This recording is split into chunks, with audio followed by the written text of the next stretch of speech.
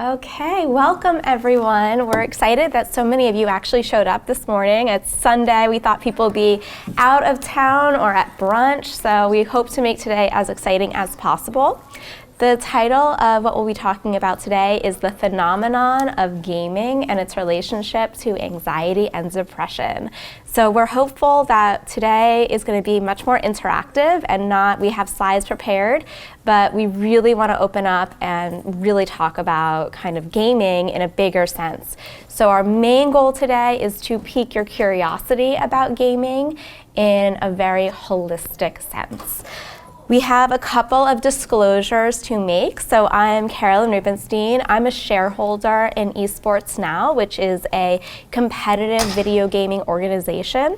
And my main role is to advise the organization on the infrastructure related to player mental health. So with the professional teams having sports psychologists and well-being for the professional gamers. And we'll get into a little bit more about that later on as well.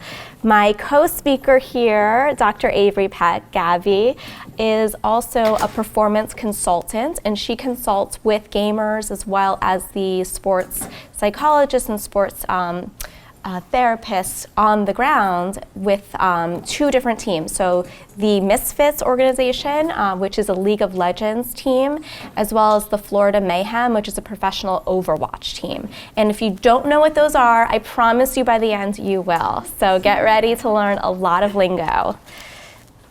And just one more call out. I'm going to have Ben Spoon, who's actually best known as my husband, but also as another role. He's in the back, so you can kind of turn around. He's being shy right now, but he is our expert here on gaming. So he is the CEO and owner of Esports Now and runs multiple organizations, the Florida Mayhem, Misfits Gaming, and he is on the ground, knows the players, knows gaming, works with from 14 years old all the way up to with gamers. So you'll be able to also, if you have questions that are specific to that, he is here to answer your questions, and he is ready to be grilled. So we are ready. So we thought we would start out with trying to figure out kind of where we all stand in terms of your thoughts on gaming at the beginning of this presentation.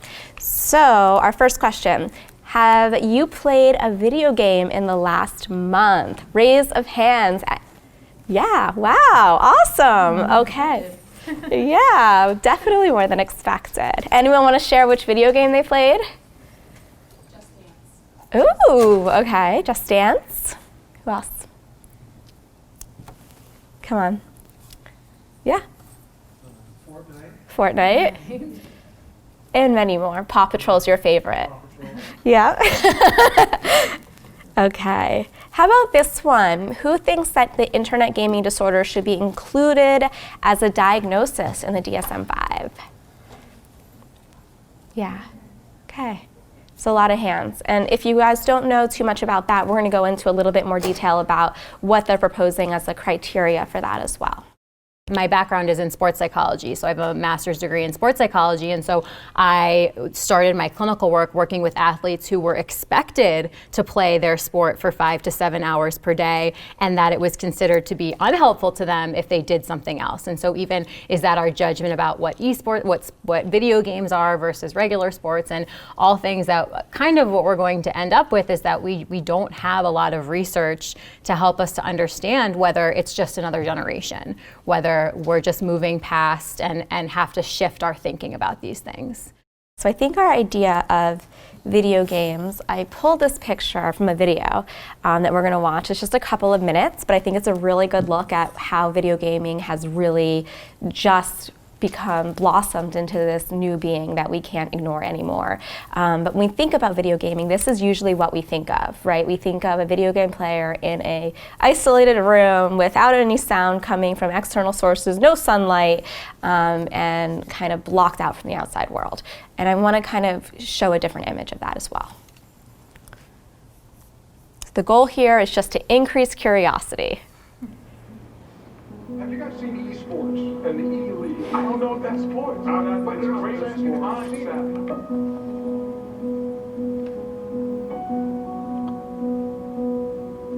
But I don't know if athlete is the right word that I would You go don't bring for. a sweat. I don't consider it a sport. No, you do.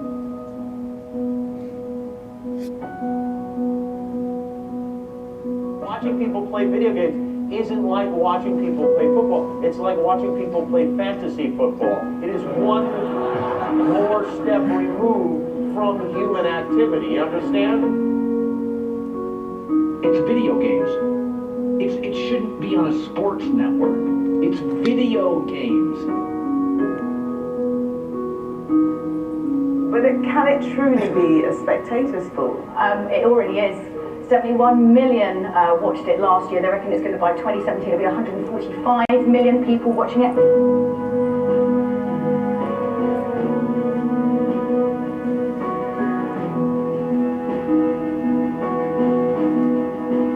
They're actually giving college scholarships for Video gaming. And it's even gone to the point that now the government has acknowledged professional video gamers as athletes. Same way you watch a football match, you can hear the crowd, everyone's cheering the team on, you make friends, these are people you talk to, you play with online. It's all about community, it's being part of something that you're incredibly passionate about. Running for Verigo right now, trying to establish vision control and portal. And he's still take that infestation.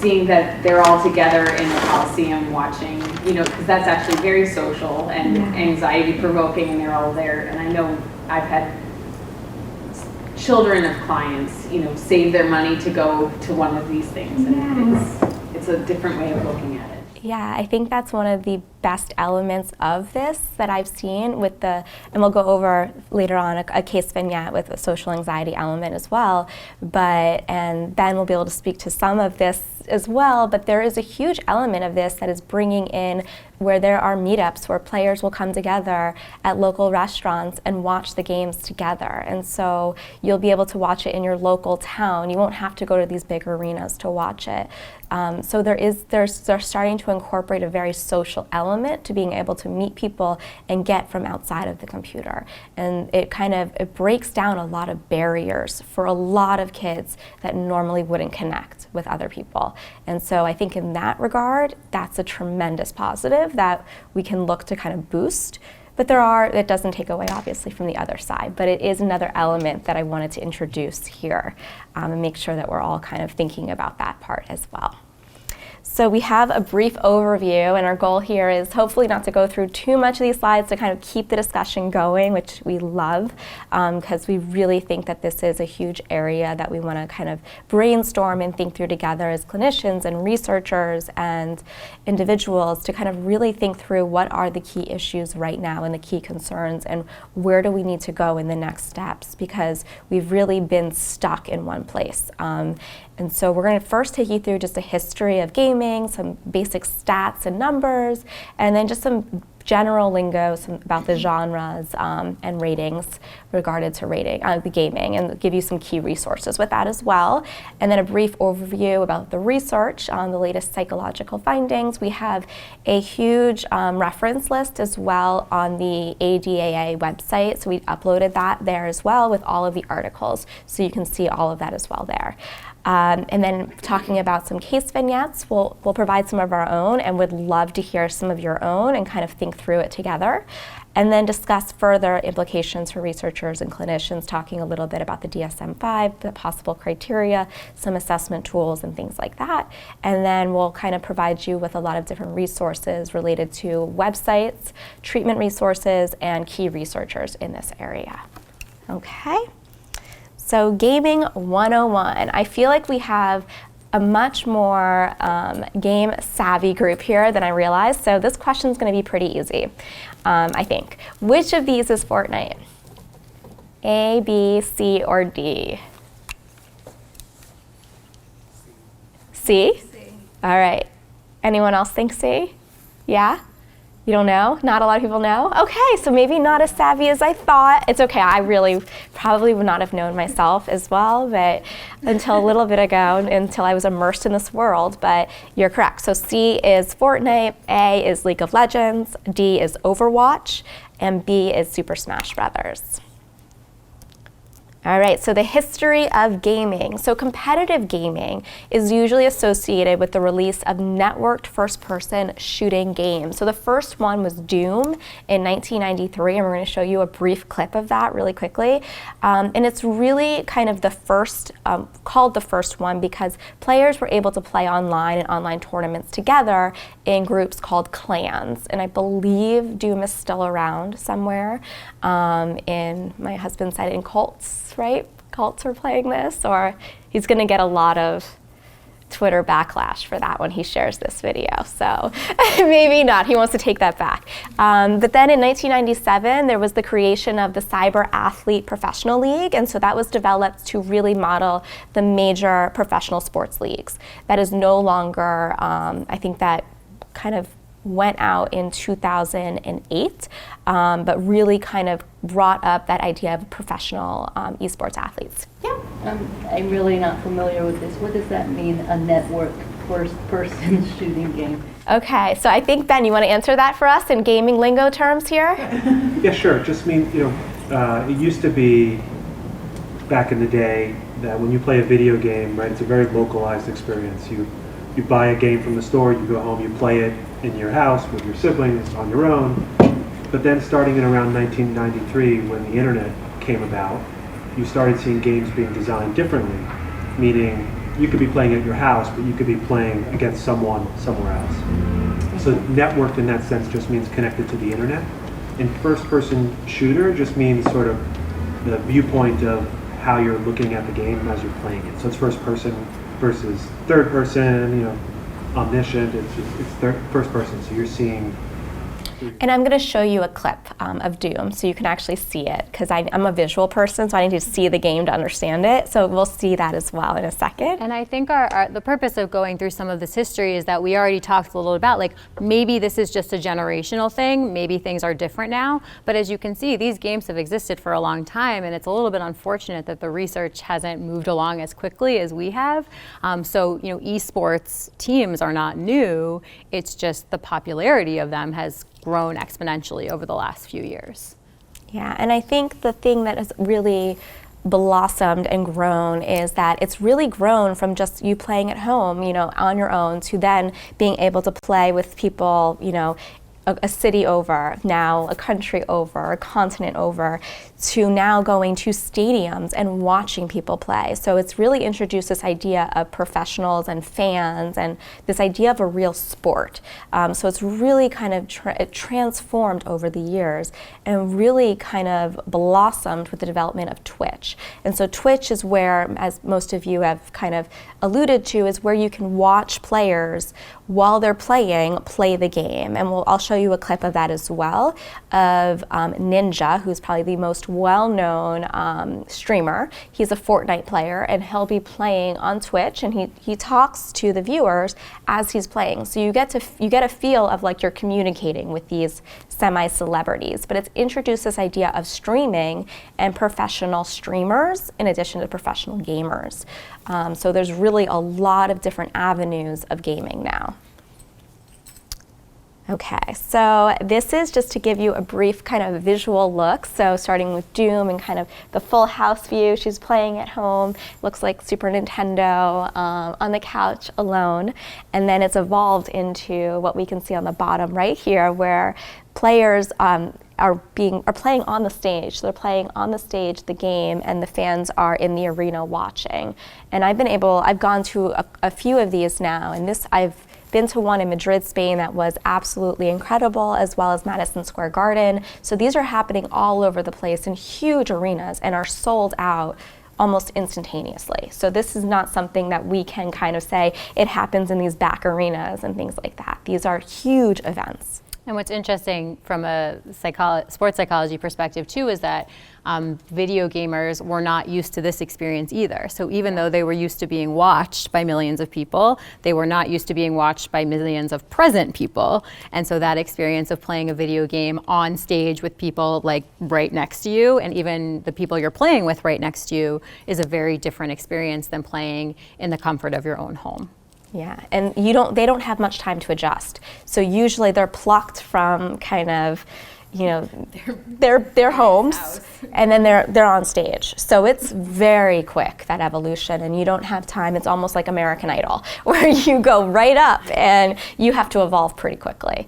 And you can kind of watch these players evolve over time, and because most of them are streaming throughout, you're able to watch the evolution, which is pretty awesome.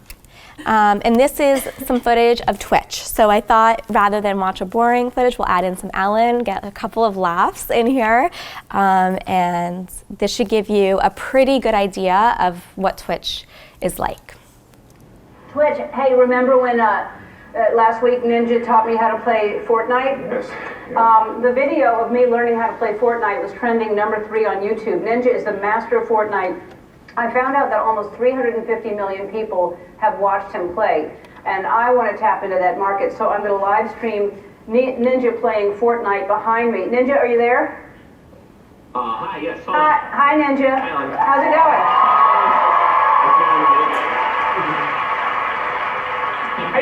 What are you doing? Are you doing a lot of dancing and killing right now? So I'm actually looking at a llama right now.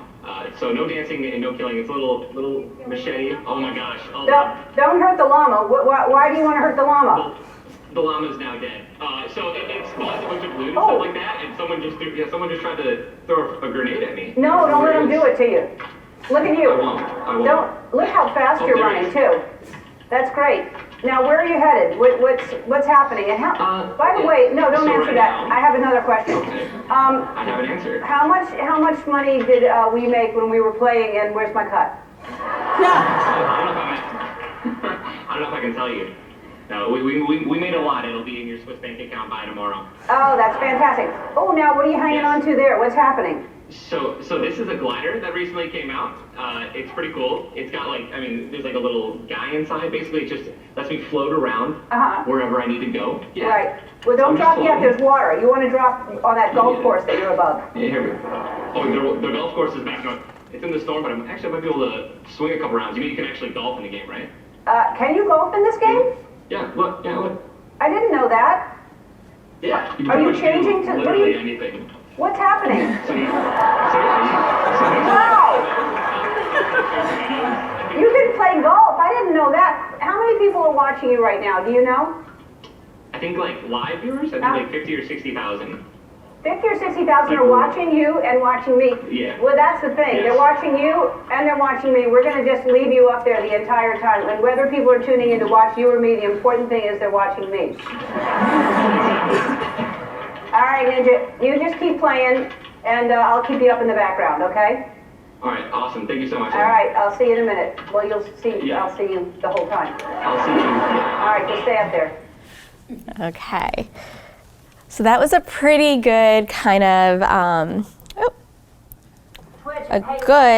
introduction into the world of Twitch. Any reactions to Twitch or Doom and kind of?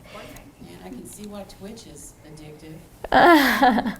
You can? Yes. Why? What did you see of that? It's very engaging. Yeah. Because you have the players, you can see the player, and a lot of them have big personalities, the big ones, and so they're talking and they're interacting, and they'll talk with you. You can chat with them. It's pretty amazing. But yeah, you can get pretty engrossed. That's why they make a lot of money doing that, those professionals. So you definitely want to watch how much time, but a lot of kids also will start streaming themselves and find their persona doing that and kind of grow a sense of, develop a much bigger sense of confidence from that, which is pretty remarkable to see.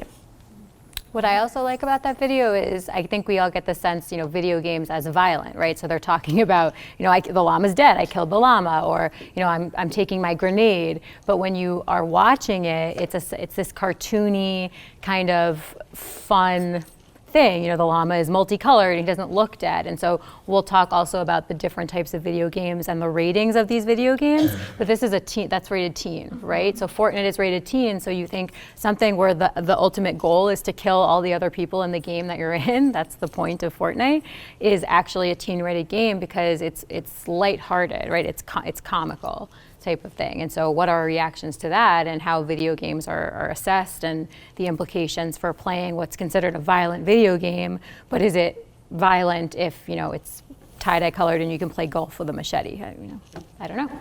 Yeah. So I have a question with the definition of gamer. So the average female gamer is 37, the average male gamer is 33. What is the determination? So for this one, I think it was they played video games a certain number of hours per week, and I don't think it was many. So I think it was they had to play at least, like, I think 3 to 5 was a gamer. So these aren't professionals. These are just kind of more recreational gamers, and this was a pretty broad survey done in 2017. But that highlights a bigger problem, which is how are we assessing what it means to be a gamer, and also what it means to be playing like video games too often. So we're going to look at some of the studies that sort of establish, well, if it's between 1 to 4 hours, you're cool, but as soon as you hit 5 to 7, well, then that's problematic. And what does that look like? Are you playing alone? Are you playing with people watching? And we don't do a good job of assessing it in that way. Well, and what's counting as a game in that? I mean, is playing Sudoku on your tablet counting? Yes. Yeah. Yeah. That's a puzzle game. Yep. Yeah. I love Sudoku, so I would count here. Right, it's another problem when you think of clients who come to you clinically and they sit down and say, like, well, I play video games. Do we have a different evaluation of like what's normative and what's okay if it's Sudoku on their computer for 3 hours versus Fortnite with their friends, versus I have a bunch of kids that play Roblox and they like build stuff and things like that, and do I perceive that to be a better option because it's not violent, although there's scary spiders in that game too, right? So the research has not caught up to all of those differences, similar to the way it hasn't really in sports either, in terms of what makes someone an expert and performance-related things and things like that. But I think that idea that you brought up originally about gamer and the terminology, as we'll see throughout, is there's not much consistency at all in the terminology. So we'll use gamer lightly here, but even when we go into the assessments that have been created, there are so many different terms used to assess gaming, and excessive or pathological or too much or problematic. And so immersive, there's a lot of different terms that I'll kind of give you as well. And all of this will be up on the ADA website. We put up a preview version, but we'll put up the full version as well. So all this will be there for you to see. But so this slide here really shows this is not just something for teens. So pretty much we can see here, it looks like it's stacked before 35, but then we're seeing kind of after 50, there's another increase in gaming, which is interesting. And it's something that is pretty well documented. There's a kind of a boom here after 50 of people becoming more engaged in gaming. Why? We don't know. There's not many answers here. But it's not something just that we need to look at for adolescents and teenagers, where most of the focus has been and should still probably remain, since that is where we want to focus, especially prevention efforts with addiction. So, but if you look here, we're seeing that females and males are playing at pretty almost, they're not equivalent. Males are definitely playing more, but females are playing at a pretty high percentage as well. So it's not negligent. The average female gamer is a little bit older, so it's 37, while the average male is about 33 years old.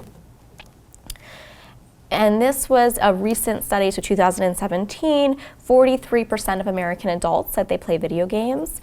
And most American teens play video games. I didn't even break down the percentages because they are so high. So if you look at the bottom chart here, 83% of girls say they play video games, 97% of teenagers say they play video games. I thought this chart here was interesting. So when asked teenage boys and girls how many of them think that they play too much, 41% of boys said they spend too much time playing, whereas 11% of girls say they spend too much time playing. So I thought that was an interesting kind of perception of how much they're playing, and be able to have that insight that they might be playing way too much time here. and may not be able to stop. So that is some insight, which could be some motivation for change and what brings them into our offices. So video game genres. So I'm going to kind of briefly go over this because we could go really in detail with this, which I'm not going to do because it's way too complicated. But the video game genres they're called, so it's a specific category of games related by similar gameplay characteristics. So they're not usually defined by the actual content of the game or its medium of play, but by its common challenge. So for example, in shooter games, they use a range of weapons to participate in the action. So that's what we just saw. So we saw Doom, they're using a first-person shooter game. The majority of the games that are being played are shooter games. So you can see here almost 28% are shooter games. And then action games where it's very action-oriented. But if you think about, so shooter games would be like League of Legends, Overwatch, some very, very popular games. And important just to note that just because it's a shooter game, it doesn't mean that the goal in the game is to kill the most people. So something like Overwatch, the goal is to complete a task as a team, and along the way, you're killing the other team so that you can complete the goal first. So it is also an interesting dynamic, like in FORTNITE, where the goal is last man standing. That's not the same with Overwatch, where there is a common goal related to achieving something at the end that isn't just killing everyone. And then there's role play games where you kind of are actually involved in the scripting of what's going on. So like Dungeons and Dragons or things like that that have different elements of play. And then sports, of course, like NBA 2K, Madden with football.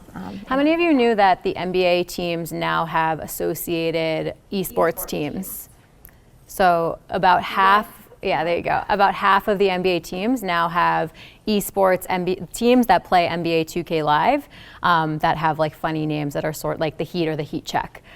So even the professional sports teams are recognizing that this is a field that they want to be a part of and are benefiting and profiting off of that too. Yeah, so it's definitely becoming much more, and we were just talking about the Army also has an esports league that they're having. Yeah, so just started and is very, very popular. So the active military, I think it's active, are joining, and it's not easy to become a part of the league. So very competitive, and we'll probably see more from that as well. All right, so video game rating. So this is usually the reference and the resource that I provide first to parents and anyone who's kind of interested in finding out more about what is going on in the game. So figuring out like the rating of the game. So this is very similar. So the Entertainment Software Rating Board, the ESRB, is in America, and they provide the ratings much like we have ratings for movies. And so if you go to their website, or they have an app now, you can really simply and quickly just type in the name of a video game, and you'll get way more information than you ever thought possible, and it's really clear. And so you'll get the rating category, which provides age appropriateness. You'll get content descriptors, which is like what triggered the particular rating. If there's an interest or concern, it'll be noted there. And then the interactive elements, I think, is really important to look at as well, which is if there's any socialization in the game, but also from a security perspective, if they can, if your user location will be shared, things like that you want to be particularly mindful of. And these are the categories, so they range from early childhood, which is very few of the games, all the way up to adults only. The majority of the games are rated everyone, which is, I believe, 6 and older. But most of the games that we hear, FORTNITE, Overwatch, even some of the Call of Duty games that I think we hear a lot in the news, are rated teen, which is 13 and older. So that is kind of concerning, in terms of how they define, how are these ratings being defined, and can we use just the rating, or how do we break it down even further to look at what makes it acceptable for this group of children versus this group, and so on. Any thoughts related to seeing these categories? Is this something new? Did you guys know this existed for video games? I see some shaking of heads, so you knew it existed. Anyone actually ever looked up the video game rating of a video game? No. Okay. So not similar. Yeah. Can you give an example of one that's rated M that a lot of people are playing? So if you, has anyone heard of Red Dead Redemption? So that is rated M. So I have watched someone play that and it's very violent. So I would say the difference between the mature games and the teen games is almost like how realistic the violence is. So even something like Call of Duty, there's different versions of Call of Duty, some of which are teen and some of which are mature. And it seems, and Ben, maybe you can speak to this a little bit more, it seems like the difference in what's rated teen and what's rated mature is like the realisticness of the goal, right? And who you're killing and things like that. Yeah, go ahead. We have a 17-year-old son, and I know when he would want M games, we would have to be present when he bought them. Is it the same for the other ratings, or? Teen, no, I mean, as long as you're 13, you're good to go. But yeah, so the M games, you need a parent. But what if like a 10-year-old was wanting a teen game? Is there any? I doubt it. Right. And you also remember like things like FORTNITE you're buying on the internet and things like that. So usually it's like click if you're 18 or older or whatever it is, and then you're good to go. So if you've ever, so Red Dead Redemption, things like that are very violent. The more sexualized games also tend to have the mature rating or the adults only rating. We were just sort of looking on the site to see like what could possibly have an adults only rating, and they seem to be just like sexual related themes. Also, some of the Call of Duty versions do have an M rating, so I think it also has to do with like the amount of blood that's present in the game, which some of the versions of Call of Duty have a lot of blood, and so that's what made some M, but some teen. Yes, Ben? No, I think people might find it interesting. So what some of the games actually do is, as gaming becomes much more mainstream, and it's also on TV, on TBS and ABC and Disney XD and Disney Channel, some of the games will have a blood-free viewing experience that they'll distribute on TV.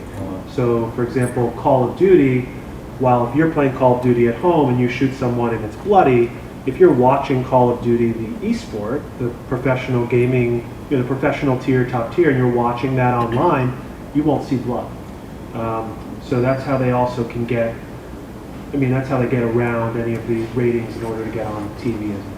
And that's, so for me, that just leads back into, I'm going to move on to talk about some of the research, and starting with aggression, which to me is we don't have a good sense of if video games are correlated with aggression and aggressive behaviors, why is that the case, right? So if you have children watching, the clean version of the video games where there's no blood, is that the same as having a group of children watching the version where there is blood? And we have no idea because the research is not quite there yet. So just to start out with, why do video games get such a bad rap if, from everything we've seen so far, it seems kind of like a lot of fun, right? And I think they tend to get a bad rap is because we sensationalize those stories that are related to video games, and there are a lot of them. So when there's a school shooting or something happens, a lot of times you hear the stories of, they were playing violent video games, they were really immersed in that experience. And so that's what, the availability heuristic, that's what everyone goes to, that's what they can see in their head.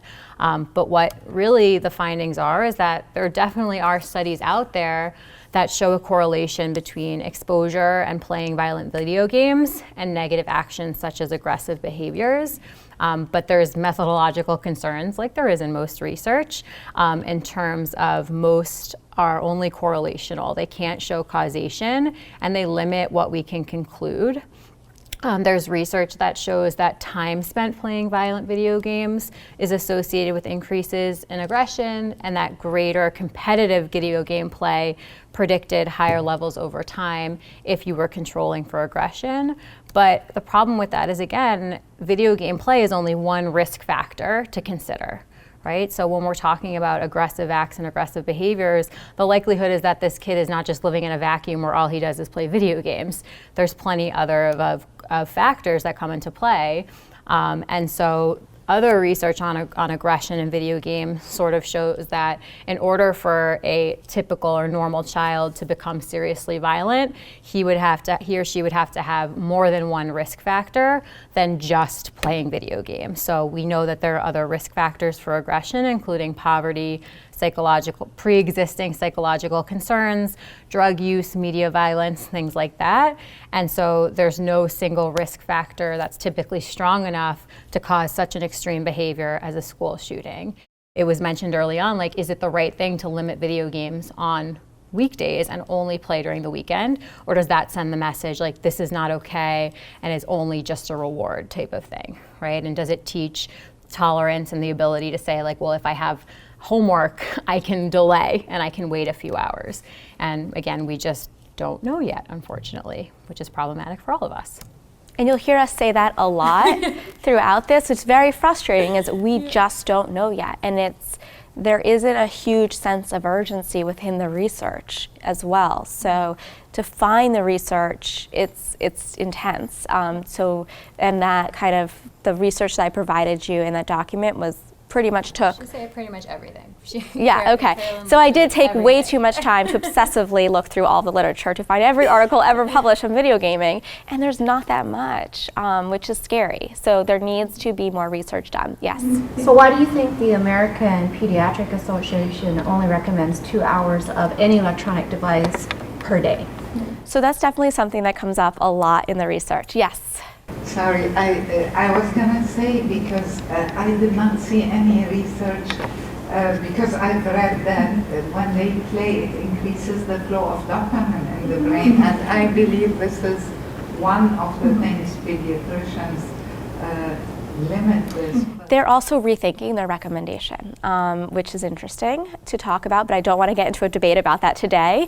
And we're not actually going to be talking so much about the brain today, so the neurological findings. So that is something that I'm going to touch on a little bit later, is that, so the only research that we have had is looking at the brain while they're playing, and that's really it. There really hasn't been anything in terms of psychology, which is what we wanted to kind of really find here, was looking at anxiety and depressive symptoms related to it, because in a real world setting, that's what we're seeing, and we don't know how to approach it.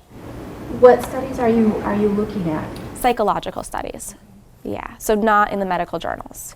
So we did not look at the fMRI studies and things like that, where there is more research, because you're better able to look at the brain while they're playing the video game, right? And so you're able to look at that. But even those studies are limited because you're only looking at certain types of kids that are playing these games, and the samples are not that large. And so there are concerns. Hopefully, yeah, not yet. Hopefully, yeah. So the other types of negative associations, which I think many of you mentioned as concerns with your own clients, right, is that if you're playing video games, then you're not physically active, right? So more than 2 hours of video games per day is associated with insufficient physical activity, which was already mentioned, and it's time that you could have otherwise spent in physical activity. I think then the question becomes, would those kids have spent their time in physical activity? I have plenty of clients that don't play video games that I still can't get them to be physically active. Impacted sleep, so it was also mentioned the majority of video games being played takes place in the evening hours. In some ways that's because that's when everyone's free. It's also because video games and esports is now a world activity, and so if you're trying to play with the most possible number of people, you need to do it when everyone's awake. So depending on which side of the world you're on, you want to be awake for that.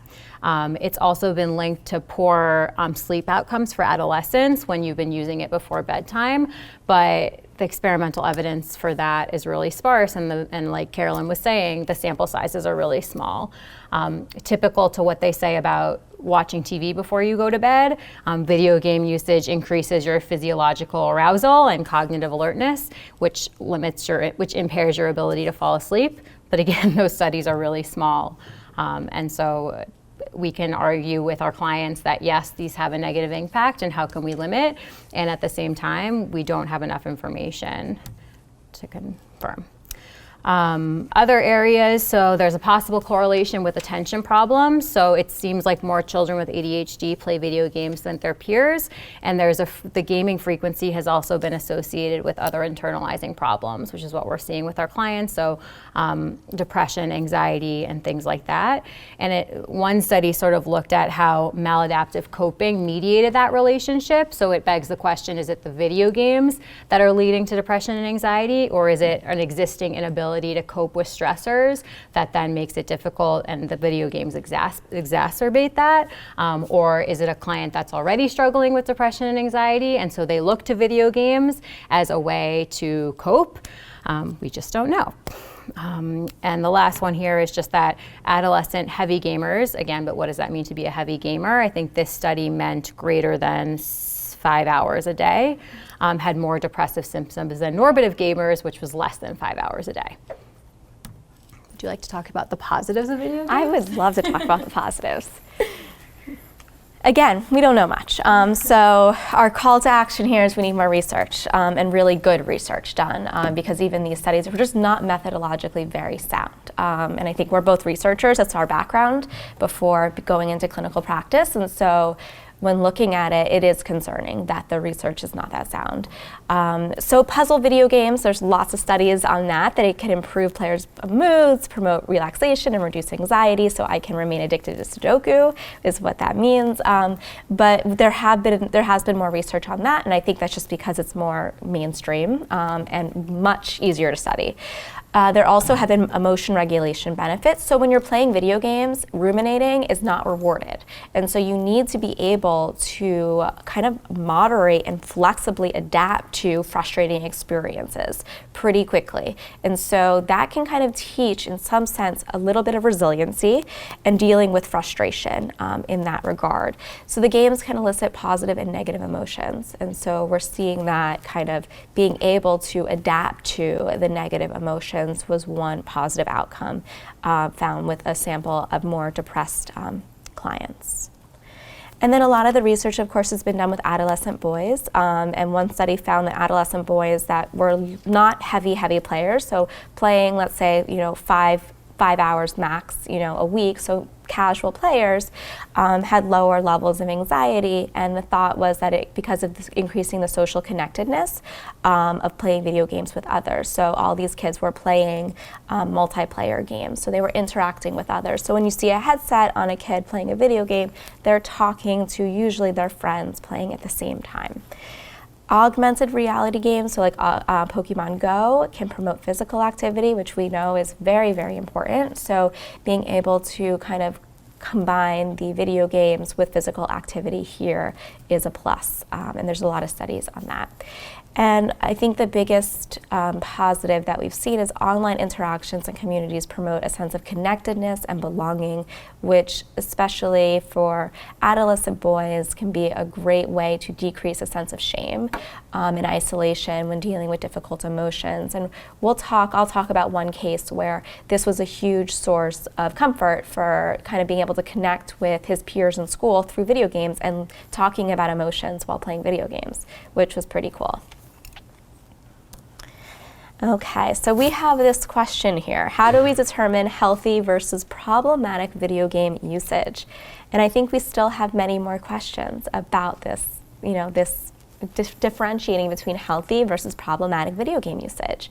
But going back to those initial scenarios that we talked about, we're going to kind of go through a few ways that have been presented to assess healthy versus problematic video game usage. And then we can kind of think through the scenarios together using maybe some of these assessment tools. Okay, so these are just a few of the assessment tools being used to operationalize gaming, and so how others in studies have looked at healthy versus problematic gaming or healthy versus unhealthy gaming. So there's really no consensus as to how to best measure the difference between it, and there's not many tools that have been like psychometrically evaluated, so we don't have as many measures that have been rigorously looked at. So it's oftentimes you create a scale that's used in this study, then referenced in that study, and that study, and that study. But you never can actually find the original source and how this was created. And so this is a list of some of the scales available, and I was going to kind of go through a couple of them with you, but I don't want to bore you. So the Internet Gaming Disorder Scale I put first because it has been validated. It's had a few different studies that have validated it. There's a short form, which is 9 items, and there's a long form, which I believe is 21 items. And it really, so this one asks 9 questions, and they're answered using a 5-point scale, Likert scale, from 1 never to 5 very often. And it's really used to estimate the severity of internet addiction. So less so focusing on gaming, even though it says gaming disorder, it's more so using an internet addiction emphasis there. And then the computer engagement addiction scale we have, which I could never actually find to provide a copy of, but it is referenced quite a bit in terms of what is engagement versus addiction. And then we have the technology use questionnaire, and I was going to show you a copy of one of them, which is the video game addiction test, which is 14 items. I believe it's the 4th one down here. Each item is measured on a 5-point Likert scale from 0 never to 4 very often. And they're looking at here, as the title says, the addiction, so video game addiction, and they're trying to map it onto the DSM-5 proposed criteria. So these are the items that they use here. So the 14 items, and I'll read through a couple of them to kind of give you an example. So the first one, how often do you find it difficult to stop gaming? And I believe these are asked in the past year to correlate with the DSM-5. The second one is, how often do you continue to use games despite your intention to stop? And the last one, how often do you game to forget about problems? And so this one is, I believe, has been validated, I think once. There was one validation study that was very strong. So it was definitely one that I wanted to pull out and show you here. Any thoughts on this test used to look at video game addiction? And any criteria you think might be missing? Well, it's clearly geared towards students because it's asking about homework versus adults who can also be gaming quite a bit. My reaction was also, what kid wouldn't want to rush through their homework to get to play video games, right? So some of these I like and I think are really helpful in working with clients too. Do you find it difficult to stop gaming? Do you game specifically to forget about your problems? But then other ones, you're right, who are we to say that that's not a normative thing? You know, I didn't play video games, but I didn't want to do my homework either, so, you know. And I think some of these could also be replaced for, are you on Instagram? Are you on Facebook? Are you, so we're using gaming, but there are also a lot of other things that we could kind of replace here with it. Okay, so internet gaming disorder is what is proposed in the DSM-5. So it's listed under conditions for further study, which means it warrants more clinical research before formalizing it as a mental disorder, which is kind of what we've been saying. It needs a lot more research. It's been proposed as a behavioral addiction and is most likened to gambling disorder. So a gambling addiction is how they've kind of operationalized it and thought of it. So the definition is persistent and recurrent use of the internet to engage in games, often with other players, leading to clinically significant impairment or distress as indicated by 5 or more symptoms in a 12-month period. And we'll show you those symptoms that are proposed. So it's 5 or more symptoms within a 12-month period. And those symptoms are preoccupation with gaming, withdrawal symptoms when gaming is taken away or not possible, such as sadness, anxiety, irritability, the tolerance, so they need to spend more time gaming to satisfy the urge, inability to reduce playing, unsuccessful attempts to quit gaming, giving up other activities, loss of interest in previously enjoyed activities due to gaming, continuing to game despite problems, deceiving family members or others about the amount of time spent on gaming, the use of gaming to relieve negative moods, and risks, so having jeopardized a job or a relationship due to. And you can see already how the language used is very similar to the language used around gambling, right? So an inability to quit gambling. And I said to Carolyn, I was sort of like, my problem with some of this criteria is that we don't know that you should be stopping video games. So, the question becomes, does the person need to recognize that it's a problem? And it seems like, yes, that's the first problem with the criteria, is if they don't recognize that they have a preoccupation with gaming and things like that, they might never feel the need to reduce their gaming, and then they won't meet criteria for something like this. But also things like loss of interest in other activities. Well, if this is their new activity that they enjoy, again, is that something that isn't okay, right? So I have clients who play sports that have now a preoccupation with a new sport, and that's all they do, and they don't like the sport that they used to play. So who am I to say that that's, again, not normative? And again, we just don't know. And you know, video games, again, they get a bad rap, I think, because of the studies that have been done with aggression, and because it is, you know, focused on a computer for however many hours a day. But our expectation that we shouldn't be doing it, or that kids that are focused on it entirely, or adults that are focused on it entirely, are somehow wrong or doing the wrong thing, I think is also problematic. Yeah, and I think that brings me to the next slide, is introducing the idea of a continuum here. So I think it's important when we look at gaming behavior to look at it as existing on a continuum. So I used pathological gaming as a reference point, since that's in the DSM. So normal gaming, like recreational, proportionate, causes no problems, versus excessive gaming, which is a behavior that is disproportionate but not necessarily problematic. And then pathological gaming, which is on the other extreme. So there's a loss of control, compulsion, continued use despite negative consequences. And this has been, as I said before, male adolescents. There's been a lot of kind of focusing in on male adolescents and their likeliness to show signs of pathological gaming. And Ninja is an interesting example because he probably averages 10 hours a day gaming. I don't know, Ben, do you know how often Ninja streams? It's a lot. But he has come out, he's done interviews where he said, I have an amount of money in mind, and I'm going to do whatever I can to get to that amount of money. And then once I have reached that amount of money, I'm going to stop.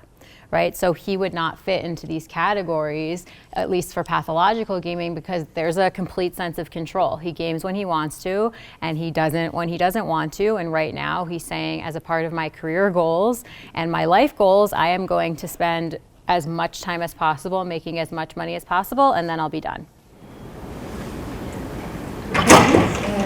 There is some research in the literature that talks about pathological gaming, where they approach it kind of differently. They say that the pathology is already there. That is why, like those kids already have psychological issues, and they seek these games to comfort them and help them feel better. Yeah, I mean, anecdotally, that's how I feel in some ways about my clients, and I think especially it's easier to blame video games than it is to consider that there was a pre-existing issue. It's kind of like they used to perceive gambling in the old days. Now they know that gamblers do have issues. Exactly. Right. Well, it's also pretty well known that kids who are on the spectrum and have trouble socializing, that gaming can be an incredibly important outlet for them to filter out all of the social cues they don't have to concern themselves with. And a way to learn social skills that they, right, in a way that's much more comfortable. To learn how to be on a team, to learn what it takes. So ultimately, I think what we're all sort of getting. Are they really on a team? Yes, they are. Physically there? I mean, they're playing together, so they're. I mean, it's how you define physically, yeah. Like right here. No. I mean, sometimes, yeah. They're not in the room together. No, sometimes they are in the room together. Sometimes they are. Oh yeah, sometimes they are. So a lot of kids I know. Sometimes they are, but sometimes, I mean, like, I disagree. Yeah, no, and you are in the majority. You're in the majority, so we're kind of, yeah. So when maybe you're not physically next to a person, but when you're playing a lot of multiplayer games, you have headsets on, so you're communicating with others using your voice and communication. You have to have strategies, and it's not just. But there's a lot different. There's a way different level of anxiety when, like, if I'm going to argue with somebody, if I am in close proximity versus texting, or, I mean, it's a way different level of anxiety. Well, that's kind of the point with a kid on the spectrum. Because you can kind of create a hierarchy. If they're not interacting at all, and they are able to interact in a role-playing game or whatever category it is, they are learning some skills, and they are able to do it in a way that doesn't make them feel incredibly overwhelmed. And I agree with that. Yeah. I agree with it's a different level, but it's also being in person is also a different level of. I'm not arguing that at all. Yeah, and so I agree that it's a great introduction into developing those skills, but the skills that they're going to need to develop to be face-to-face is on a different level. But I agree, I think it's a great step in the right direction, but I don't think they should be... Yeah, were you raising your hand there? Sorry. I saw you put your hand. I just wonder if you would separate these gambling elements which are embedded in many games from the game experience in case of the criteria.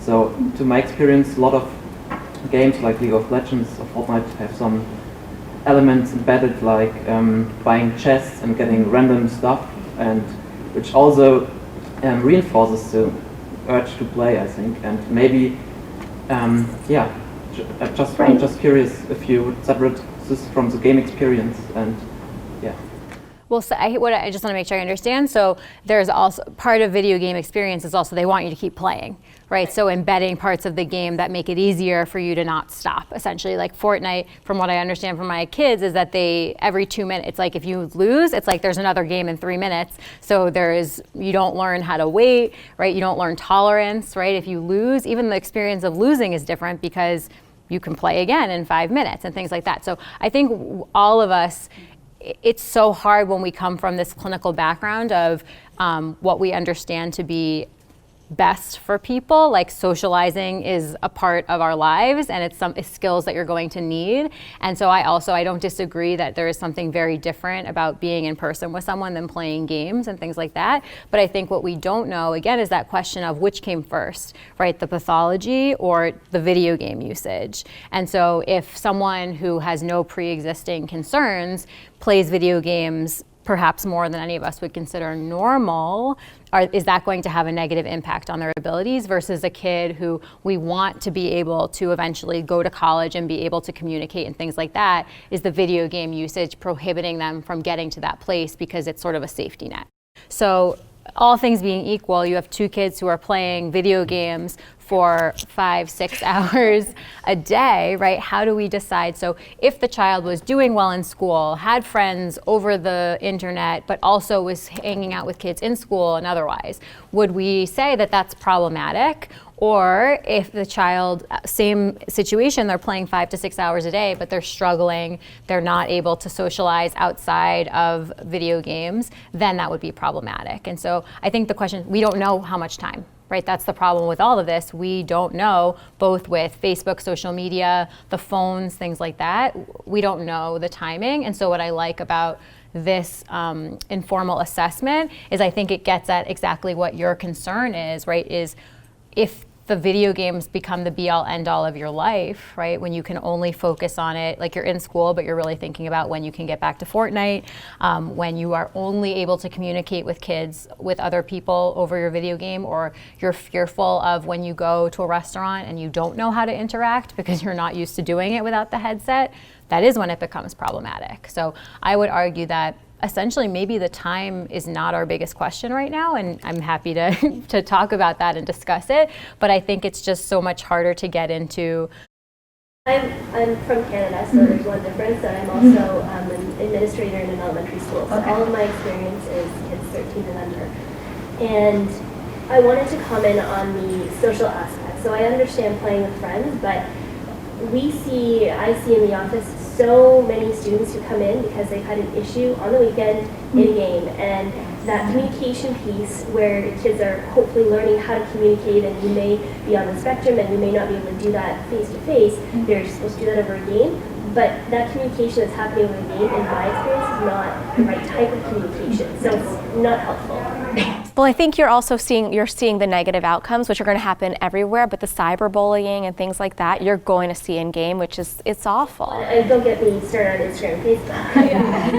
But the other piece is I look at, a handful of kids who we've really honed in on, and this chart is really helpful because we have kids. I have a student who he's run around the school screaming, "Give me my computer, give me my computer." I've had a kid who's wanted to go home so badly to go play video games that he's kicked through a window. Like and these are kids who are 10 and 11 years old. And yes, there are other concerns with them, but I really like this because I can probably check off every single box for a lot of these kids. Yeah, and again, I think this doesn't, it asks about timing, but it asks more about like, have you set limits and then not be able to keep them, right? Which indicates that you wanted something and were not able to follow through because of your inability to tolerate not playing anymore. Well, and we incorporate it into their program. So we say, after a successful amount of doing A, you can have 10 minutes of your game. And we set a timer, and there's a timer in my office and on the kids' desk, and the EA has a timer, and it's still, the timer goes off. Right. Just give me, just let me, I'm in the middle, right? And the hard thing I think about the timer too is that because the game is going to still be going, and so, but just, let me just finish and let me just get to the next thing. It's like the next thing could be in 3 hours, right? So it's a really good point, right? That, and another issue, right? The social communication, who's monitoring the social communication in the video game to be able to help. So what I like about what we can do is we do have the ability, right, to have our kids show us if they've recorded something on Twitch, and we can say, what did that interaction look like? How could it have looked a little bit different? Like, what could you have said? What do you think this other child heard that maybe then they responded in that way? Do you think that, is there any work being done right now on regulation for children? When you mean on limits and things like that? So other than saying it's mature and no. That's. This is a whole, this whole area is, there's just question marks everywhere, and not a lot of people are willing to walk into it. Korea has a curfew, right? Yeah. Korea has a curfew that if you're under 18, midnight, the games have to go off.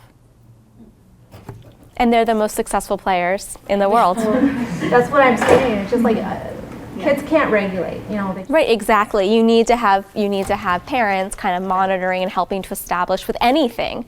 Even playing Monopoly all night isn't good for anyone. I would feel so much better as a parent buying some gaming that was regulated somehow, that I could, they do sell ways, there are ways to turn off the Wi-Fi. Yeah, there are ways that kids. I would as a parent, but you know what I'm talking about as far as.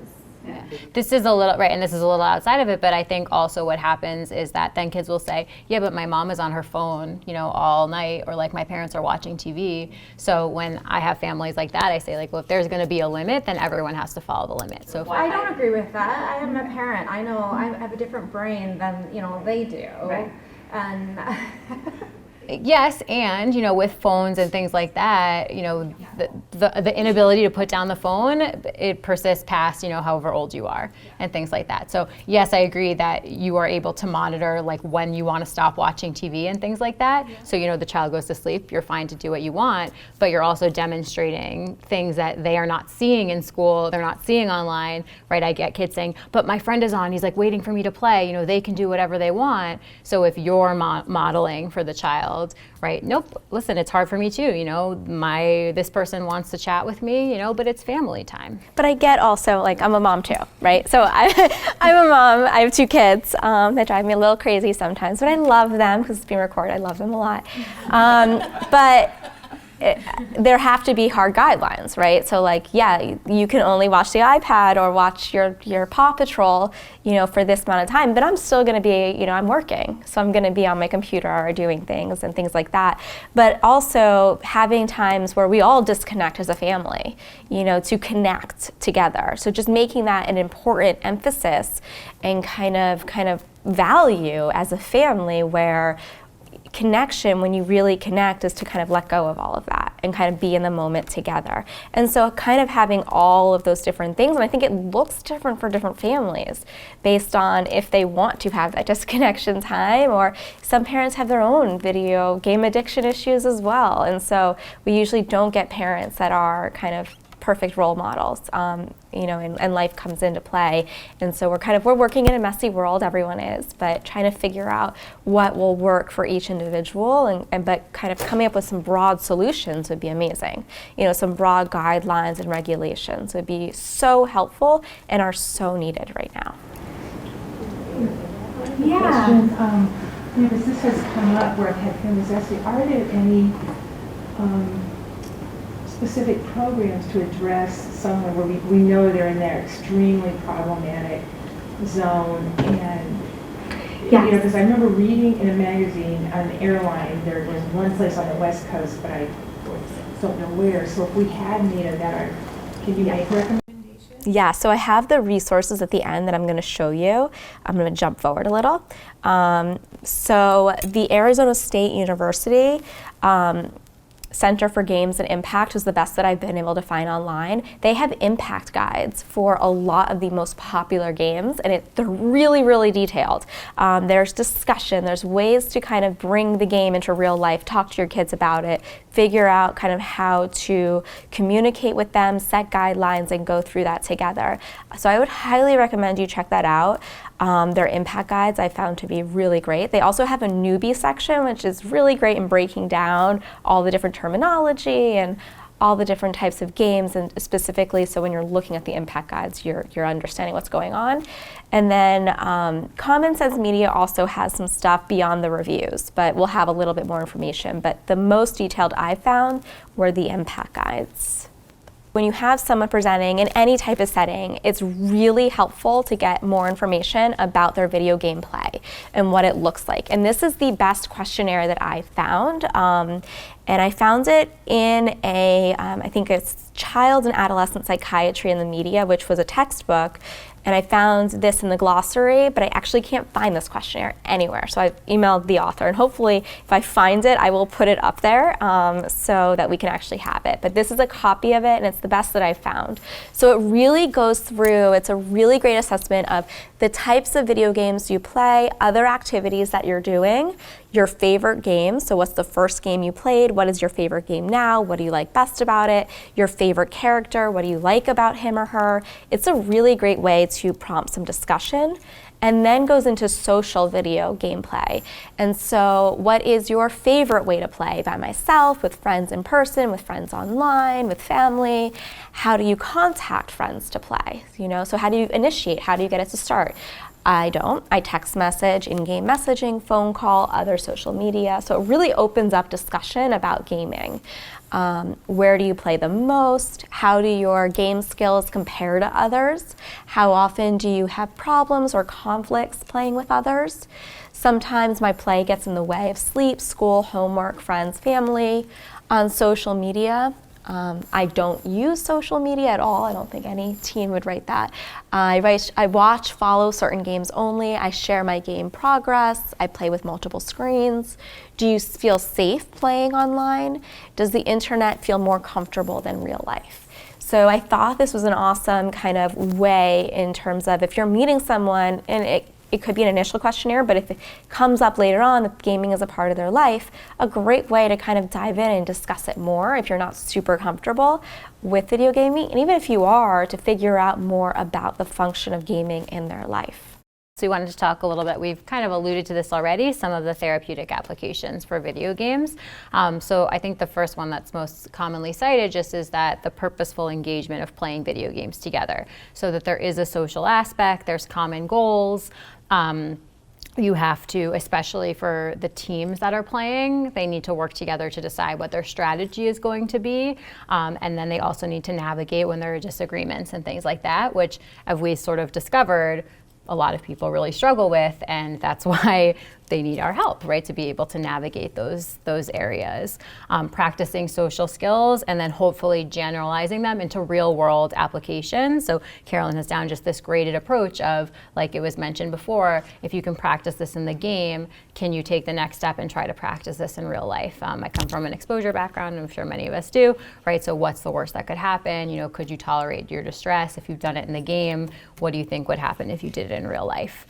And then also just having a relationship with the person that you are in the game and sort of having an identity around that. So I think that was the fascinating thing for me, and learning about the world of esports and gaming and things like that, is that a lot of these people have an identity that's based around their character. And that's not a negative thing. It means that they identify with something about the character, even if it's a fake thing, and that they can take that with them into their real life. So if they play in the game as someone who's a leader and who's in charge and who's directing everyone else, how do we have them, right? How do we have them take that into their real world and be that same type of person? So, you know, I liked that about the therapeutic applications in that article, was just about another way of taking that questionnaire that Carolyn had, helping to understand what they like about the video game that they play and who they are in the video game, and how we can help them take that into their real world. And I think also, I was just going to bring in one thing, we both work with professional gamers, esports players, and one thing we've heard a number of times is that there also could be anxiety created with maintaining who you are in game, outside of game. And so it's almost like a celebrity. So when you're gonna go and meet, you know, the fans, being that person that you are in game, which might be very different from how you are in normal life. So a lot of them are completely different kind of personas that they've taken on. And so how do you bridge these two identities can also be an issue that we see. And even not on a professional level, but I've had kids say, you know, I'm a big deal in my game, right? I'm a big deal. Like, my friends expect me to be there. They expect me to help. And, you know, I'm supposed to be that person in my school as well, and helping them look at, you know, what's the reality of that, and could you be just who you want to be, and how do you maintain sort of that identity across, you know, fake life and reality, you know. But I think it's just something that to think about when you're talking to people and thinking about gamers, is that they do have oftentimes a different identity in some ways online that you want to, which I think really, even if you look at Facebook and Instagram, like, you see the same thing. So that, you know, it might not be that unique to video games. I thought this was a great resource. So this was an article that looked at recently commercial video games as therapy.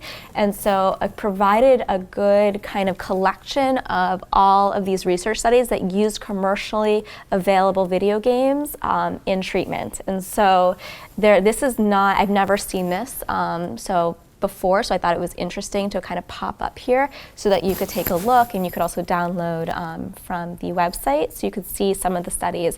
But this is looking at games such as really anything, so any shooter games, role-playing games, PlayStation games, racing games, Star Wars, Zelda, so kind of a ton of different games and how they've been used in treatment for depression and anxiety and things like that. These are pretty small studies, so mainly like case examples. I think it's dangerous for us to assume that if someone plays, you know, video games as addicts, because we just don't know that to be true. Right? And I hear what you're saying, that like we're taking these people at their word, but it's the same way, you know, I take all of my clients at their word, and sometimes they give me things that I'm grateful when there's some evidence to back it up. You know, that client I mentioned who was psychotic, he was talking to me about his father's bajillion-dollar business, and I found like a news article popped up that I was like, oh, thank goodness, right? He's not psychotic, right? This is true.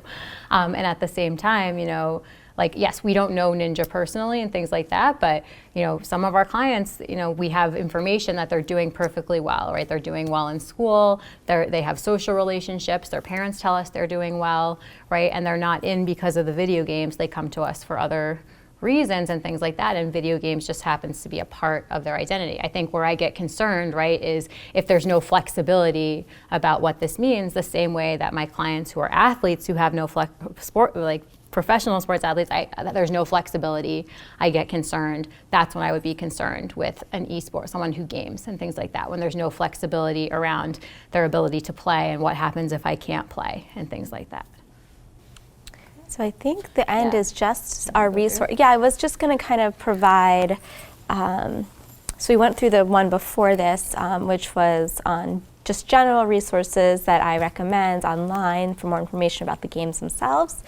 Then treatment, there's only that I could find, there are many treatment centers that have added in tracks for video game addiction. There are very few that are just for video game addiction. So these are the two most well-known in the US. So Restart was the first in Seattle, and Rise Gaming Recovery, which was created by ex-competitive gamers. And so it's really for gaming specific, these two centers. The researchers, so these are the kind of primary researchers that are cited in all the research in terms of gaming and the psychological correlates with it. These are, 5 of the main and most prolific researchers in gaming right now, and hopefully there will be many, many more to come, but this is a good place to start if you're interested in the research. This was the reference list, you can't even see it, but it is uploaded to the website for you. And our contact information on the, you can email us, we'd be happy to chat more about this. And we're both in Delray Beach, but travel a lot as well, so you hopefully will see more of us talking about gaming. And that is it for today. Thank you guys so much for tolerating us for 2 hours.